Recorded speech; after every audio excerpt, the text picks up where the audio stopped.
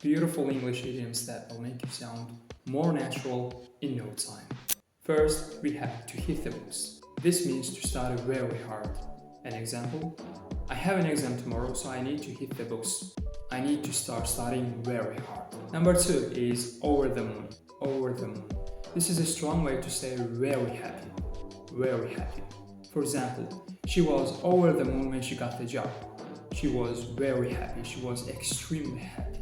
Number three is to hit the sack. To hit the sack, which means to sleep. For instance, I'm so tired, I'm going to hit the sack early tonight.